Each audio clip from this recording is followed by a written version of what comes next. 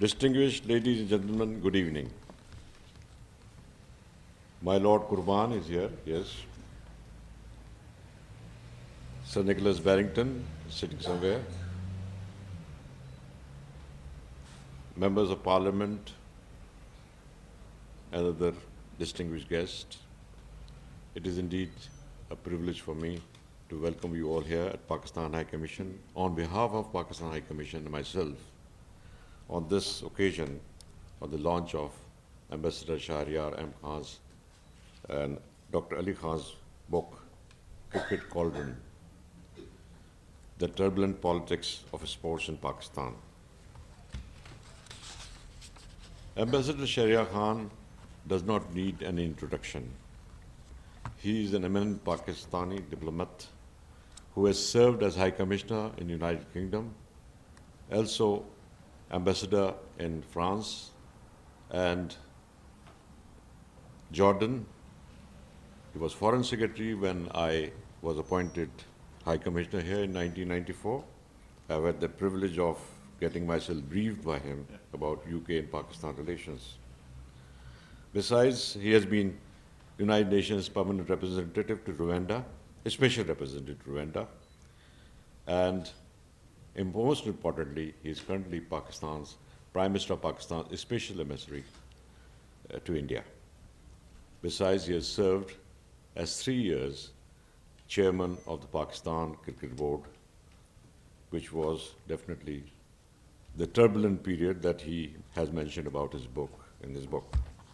About the book, very briefly, it's an insider account. I was chairman for 3 years. It's an insider account of what actually goes on behind the scenes.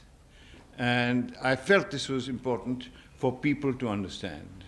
For instance, why do people go in for spot fixing? These are boys who are very well paid by any standards.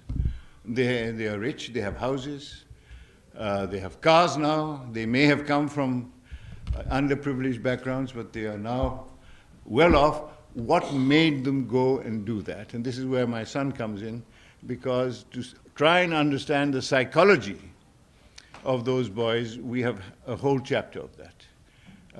Why do people do that? And we've got people like Mike Brearley giving their opinions.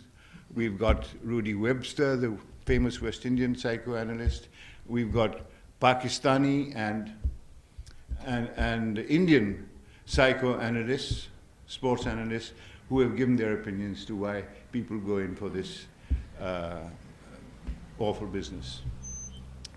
Also, I've tried to find what about religiosity. It was excessive in the time of Inzimam ul-Haq. Why did that raise its head? In what manner did it do so? And how did we eventually control it? And we have controlled it.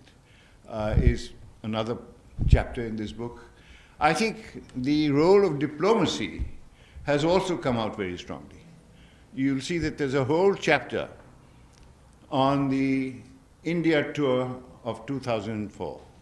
It was a path-breaking tour. It was the first time India had come after, many things, Kargil and all sorts of crises, and India had not come to Pakistan for 15 years. And we were able to persuade them to come to Pakistan and play there. There are all sorts of problems, you'll see, all written down from the insider point of view. At the last minute, there was a huge hitch because the players, Tendulkar and Dravid and Kumble, their wives wouldn't let their players go to Pakistan because they thought they would be shot at and killed and all that kind of thing, at least sworn at. And they were very reluctant. But we had to persuade Jagmohan Dalmia to let them come. It was a big effort.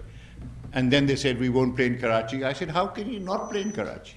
It's the biggest city of Pakistan. You have to play in Karachi. Then we came to a compromise. Again, a bit of diplomacy. Okay, no test in Karachi, but a one-day match. And we'd parachute you in and parachute you out. So they agreed. And when they came to Karachi, the atmosphere was totally changed. The people of Pakistan gave the Indian team a huge welcome. So much so that Dravid, who had got 99 runs at that time in his innings, was being urged on by the crowd for his 100th run. And I think he was so taken aback that he was out bowled at 99. So this is one of the few statistics that's in the book, but it was there to prove a point. And from that point onwards, the Indian team and 20,000 Indian fans who came across from Punjab, from Delhi, from all over. They came from UAE, they came from Muscat, they came from Japan, they came from everywhere to watch the series. And it was a marvelous series because no kudos to me, but the public of Pakistan gave them such a warm welcome that they went back very, very happy.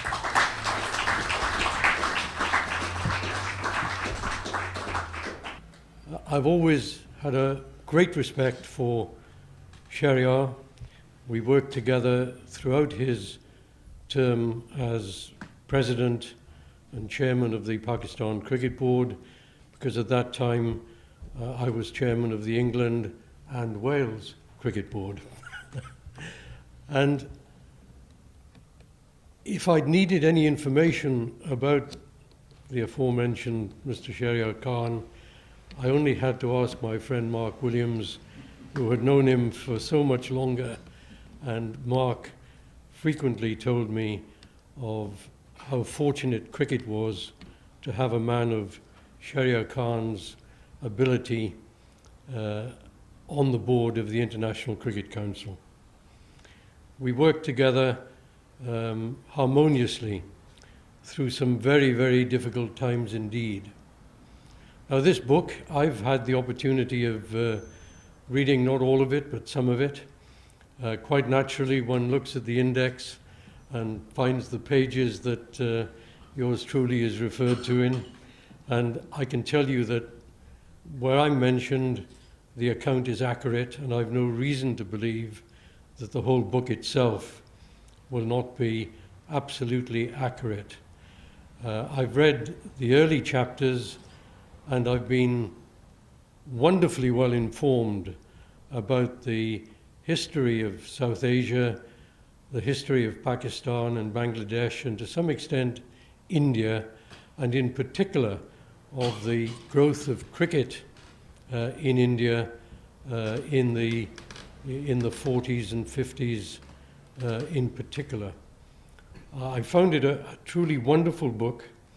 I think Shahryar has been overly kind to me when he says that when I went into the Pakistan dressing room, I was able to persuade Inzamam that Pakistan should take the field. Certainly they took the field immediately after my visit there, but I feel sure that Inzamam just needed a different hook to hang his reason for deciding to come back onto the field. I'm sure that it was of immense importance to cricket in Pakistan that between us we were able to see Pakistan and England wishing that test match to be resumed. The test match was not resumed simply because of the views of the two on-field umpires, and that despite the fact that there was a third and fourth umpire who could have taken the field. Your Excellency, my lords, ladies and gentlemen, I too extend my warm thanks to the High Commissioner for this splendid occasion here, but I do have to say that I'm standing here really under false pretenses. I'm not a diplomat. I'm not a politician. My name isn't even mentioned in the index of the book. But cricket. I do think that I was actually really quite a good cricketer at school. At least I thought so. In fielding, I was always given the position of something called long stop. I was never asked to bowl. I was probably too dangerous. And in the batting order, I was always at number 11, I think, promoted to number 11. And then I was made the official scorer for the school team. That's the fourth team. But I did manage to get my arithmetic right, and so I think I can qualify to be a good cricketer, and I have enough of an understanding of cricket to have read this book and enjoyed it enormously.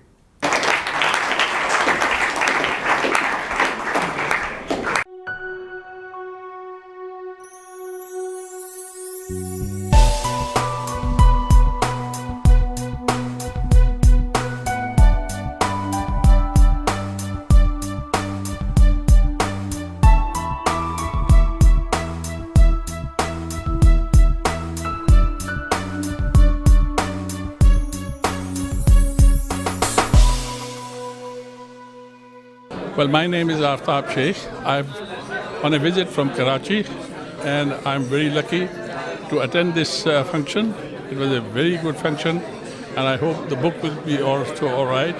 I purchased the book, got the signature from the author, and I hope it's a good reading. I'm a big fan of cricket. I'm not a player, but I've always, whenever there's a match, I watch.